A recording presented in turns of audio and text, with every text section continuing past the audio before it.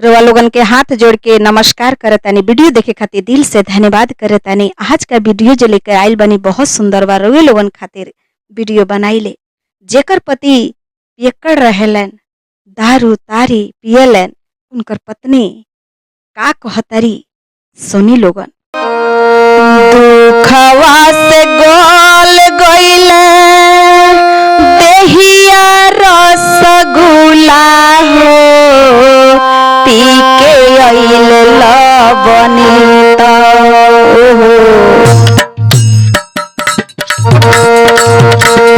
दुखवा से गोल गइले देहिया रसगुल्ला हो, पी के अइल लवनीत, पी के अइल लवनीत, तोर दियल चूल्हा हो, पी के अइल लवनीत। दुखवा से गोल गइले देहिया रसगुल्ला हो, पी के अइल लवनीत, पी के अइल लवनीत, तोर दियल चूल्हा हो, पी के अइल लवनीत।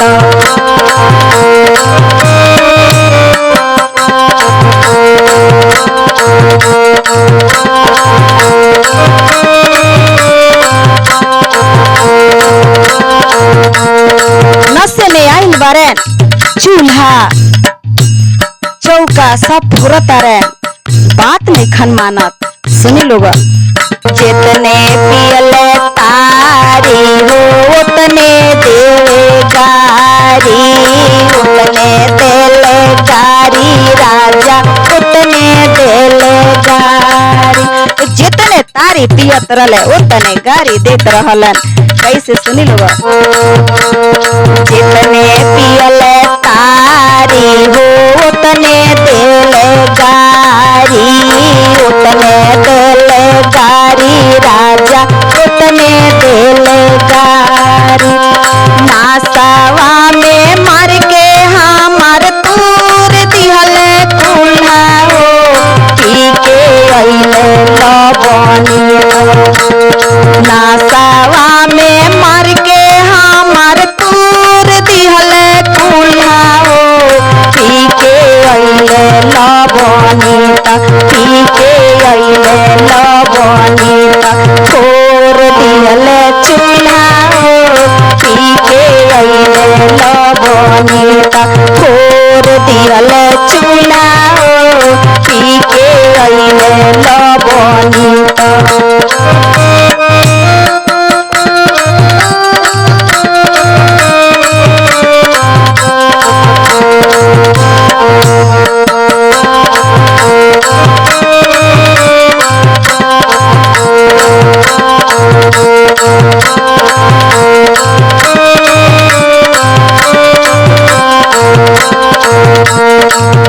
कहतरी कैसे समझाई, कैसे इनके बताई ये कैसे सुधरी हैं। सुनी लोगन का कहतरी। हाथ तोरी दिहाले पैर तोरी दिहाले, हाथ तोरी दिहाले पैर तोरी दिहाले, अपना ना हम के गएर बुझली हले, अपना ना हमरा के गएर बुझली हले। कैसे बेली रोटी हमके लूल्हा काई दिहले हो, पी के अइले लवनीत, पी के अइले लवनीत, चूल्हा फोरी दिहले हो, पी के अइले लवनीत, चूल्हा फोरी दिहले हो, पी के अइले लवनीत।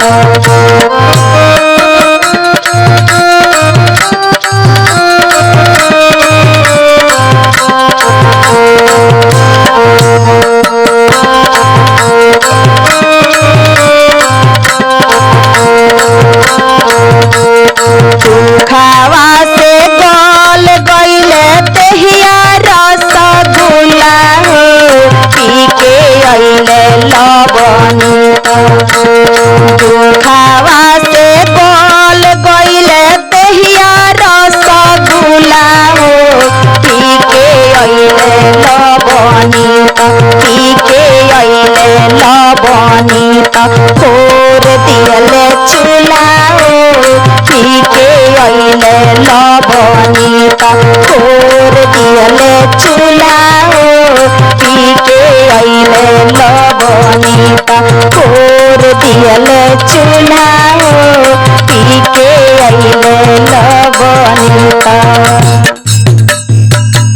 कतना भी लवनी ना चढ़ावे के चाही।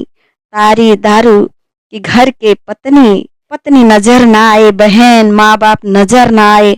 अब बहू से जिंदगी सुधार लो।